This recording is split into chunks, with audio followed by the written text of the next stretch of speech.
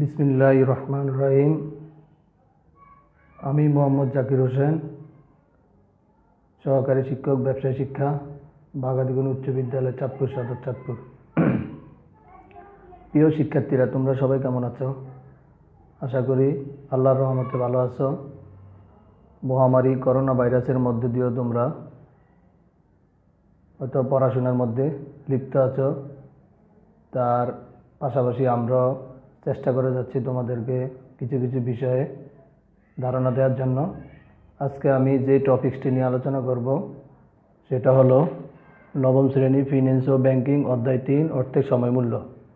তাহলে অর্থের সময়মূল্য সম্পর্কে আমরা প্রথমে ধারণা নিই। অর্থের সময়মূল্য কী, এই সম্পর্কে আমাদেরকে ভালোভাবে জানতে হবে। তাহলে ধারণা, অর্থের সময়মূল্যর সংজ্ঞা।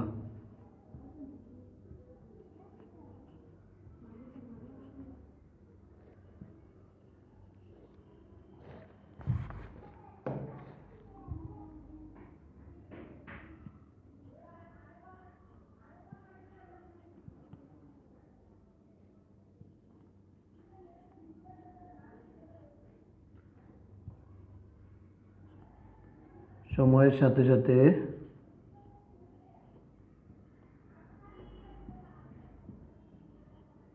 অর্থের মূল্যের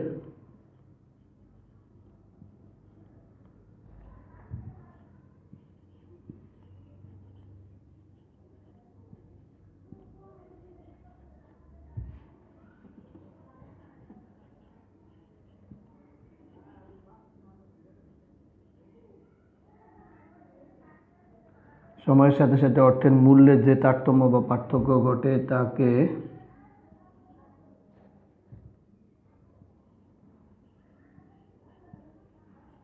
অর্থের সময়মূল্য বলে।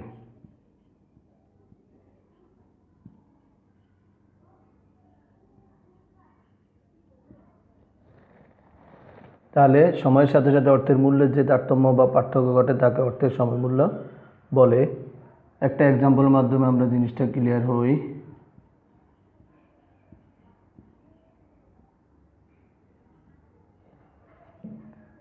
যেমন আমরা 10 কেজি চাল 10 বছর আগে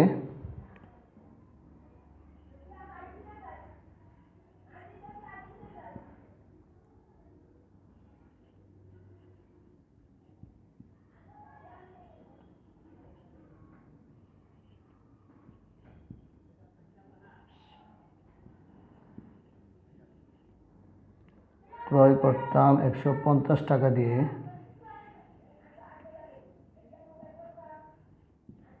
50 টাকা দিয়ে। 10 কেজি চাল 10 বছর আগে ক্রয় করতাম 150 টাকা দিয়ে।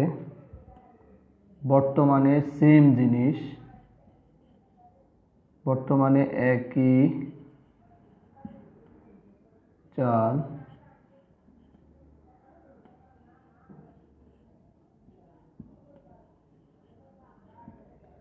ক্রয় করি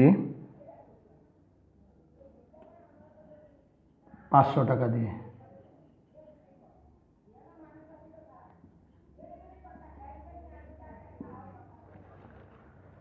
একটু ভালোভাবে দেখো, 10 বছর আগে 10 কেজি চাল ক্রয় করতে আমার লাগতো কত? 150 টাকা। বর্তমানে একই চাল ক্রয় করি 500 টাকা দিয়ে। তার মানে বিগত 10 বছর আগে এবং বর্তমান 10 বছরের মধ্যে অর্থের মূল্যের যে পার্থক্য এই জায়গায় ঘটেছে, এটাই হলো অর্থের সময়মূল্য। তাইলে আমরা বুঝলাম কি, সময়ের সাথে সাথে অর্থের মূল্যের যে তারতম্য বা পার্থক্য ঘটে তাকে অর্থের সময়মূল্য বলে। এবার আসো সুযোগ ব্যয়।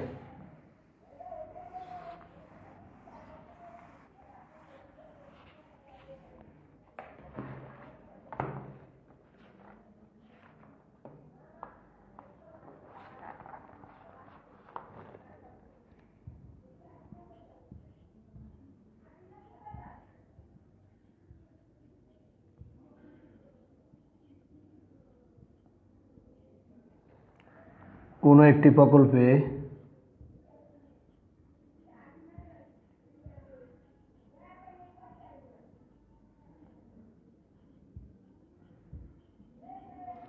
কোনো একটি প্রকল্পে অর্থ বিনিয়োগ করলে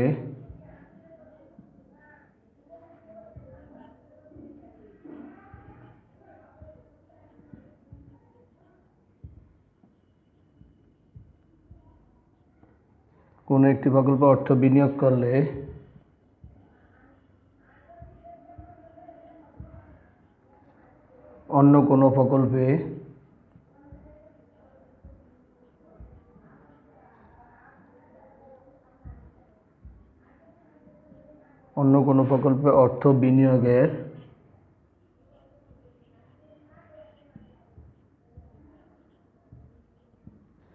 প্রকল্পে অর্থ বিনিয়োগের সুযোগকে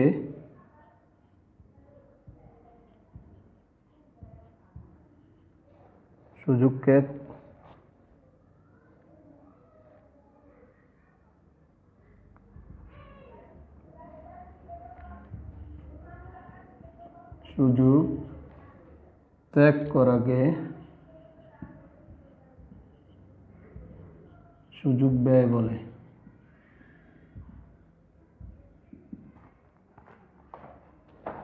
তাহলে সংখ্যাটা আবার একটু দেখো, সুযোগ ব্যয় কি? কোনো একটি প্রকল্পে অর্থ বিনিয়োগ করলে অন্য কোনো প্রকল্পে অর্থ বিনিয়োগের সুযোগ ত্যাগ করাকে সুযোগ ব্যয় বলে। আমরা এক্সাম্পল স্বরূপ একটু দেখি। এক্সাম্পল,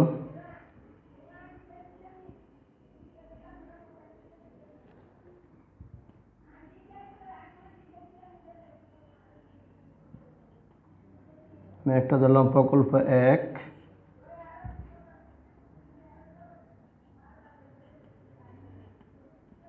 প্রকল্প 2।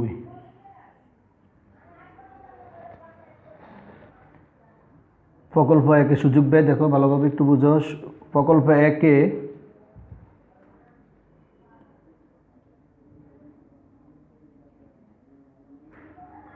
1 বিনিয়োগ করলে, প্রকল্প 1 যদি আমি বিনিয়োগ করি তাহলে আমার এই জায়গায় মুনাফা হবে, আমি ধরলাম 2000 টাকা। আর প্রকল্প 2 বিনিয়োগ করলে আমার মুনাফা হবে 2500 টাকা।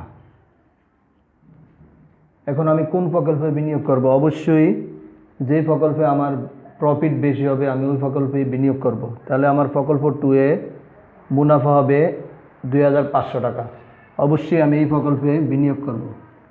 তাহলে এই যে 2500 টাকা এই প্রকল্প 2 বিনিয়োগের ফলে যে আমি 2500 টাকা মুনাফা অর্জন করলাম, এটা অর্জন করতে গিয়ে আমার হাতে আরেকটা অপশন ছিল প্রকল্প 1 বিনিয়োগ করার। এই জায়গায় আমি 2000 টাকা মুনাফা পেতাম। আমি বেশি মুনাফা অর্জনের জন্য প্রকল্প 1 মুনাফা ত্যাগ করলাম। এই কারণে আমার এটাও একটা সুযোগ ছিল, কিন্তু আমি এই সুযোগটা ত্যাগ করলাম প্রকল্প 2 বিনিয়োগ করার কারণে। এখন প্রকল্প 2 সুযোগ ব্যয় হলো 2000 টাকা। প্রকল্প 2 সুযোগ ব্যয় হলো 2000 টাকা, কারণ আমি প্রকল্প 2 বিনিয়োগ করার কারণে প্রকল্প 1 2000 টাকা মুনাফা হারাইছি। এই কারণে আমার সুযোগ ব্যয় হবে, প্রকল্প 2 জন্য সুযোগ ব্যয় হবে 2000 টাকা। তাহলে তোমরা সংখ্যাটা আবার একটু ভালোভাবে দেখো। সুযোগ ব্যয় কি? কোনো একটি প্রকল্পে অর্থ বিনিয়োগ করলে অন্য কোনো প্রকল্পে অর্থ বিনিয়োগের সুযোগ ত্যাগ করাকে সুযোগ ব্যয় বলে।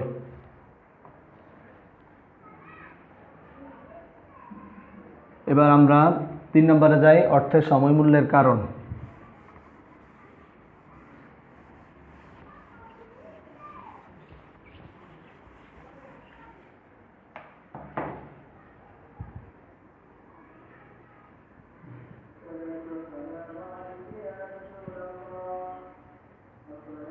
অর্থের সময়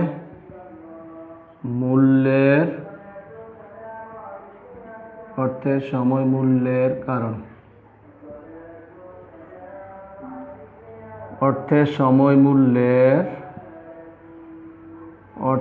সময় মূল্যের মূল কারণ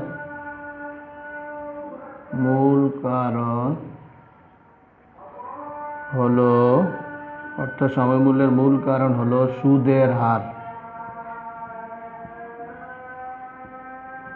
অর্থের সময় মূল্যের মূল কারণ হলো সুদের হার। সুদের হারের মূল কারণ হওয়ার কারণ কি? কারণ আমার সুদের হারের একটা হলো সরল সুদ, একটা হলো সরল সুদ আর একটা হলো চক্রবৃদ্ধি সুদ। চক্রবৃদ্ধি সুদ, সরল সুদ, চক্রবৃদ্ধি সুদ। সরল সুদ কাকে বলে? সুদ ও আসলের উপর যে সুদ ধার্য করা হয় তাকে সরল সুদ বলে। সরল সুদ শুধুমাত্র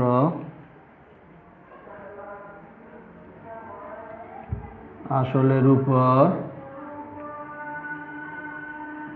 শুধুমাত্র আসলের উপর যে সুদ ধার্য করা হয়, যে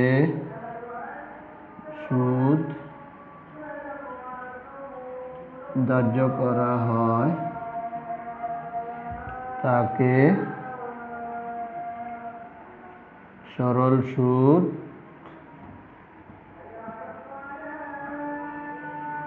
বলে। এবার চক্রবৃদ্ধি সুদ।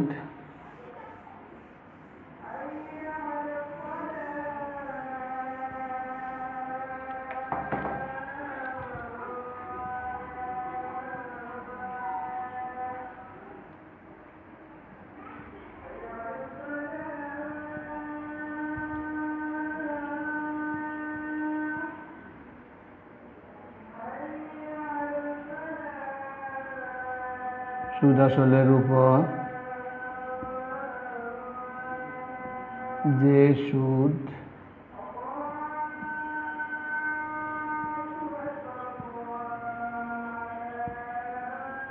আসলের উপর যে সুদ ধার্য করা হয় তাকে চক্রবৃদ্ধি সুদ বলে।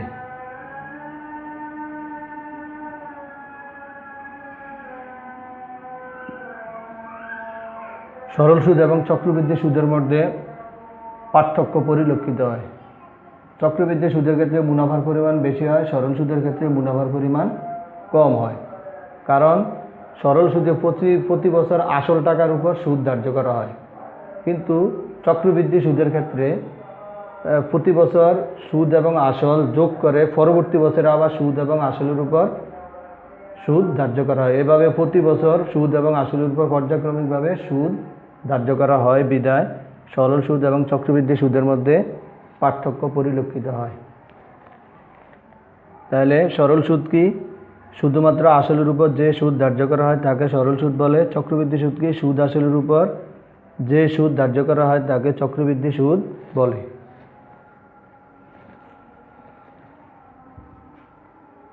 আমরা একটু এক্সাম্পলের মাধ্যমে একটু দেখি।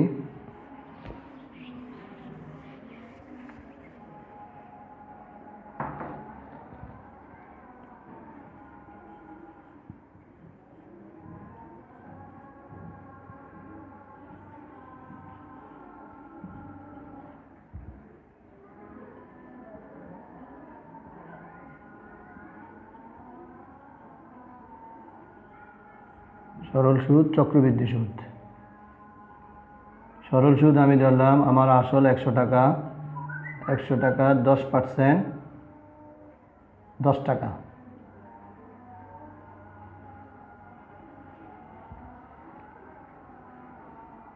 চক্রবৃদ্ধি সুদের ক্ষেত্রে 100 গুণ 10% সমান 10 টাকা।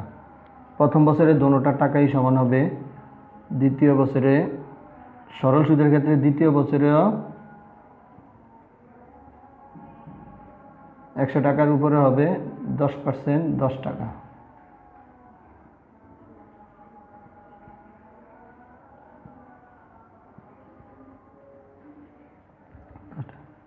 চক্রবৃদ্ধির ক্ষেত্রে দ্বিতীয় বছরে হবে 110 টাকার উপরে 10%। তাহলে এই জায়গায় আসবে 11 টাকা। তার মানে চক্রবৃদ্ধি সুদের ক্ষেত্রে পর্যায়ক্রমিক সুদের পরিমাণ বাড়তে থাকে, সরল সুদের ক্ষেত্রে সুদের পরিমাণ প্রতি বছর একই থাকে। তাহলে আমরা অর্থের সমমূল্যের আজকে আমরা দিতে পারি পর্ব 1।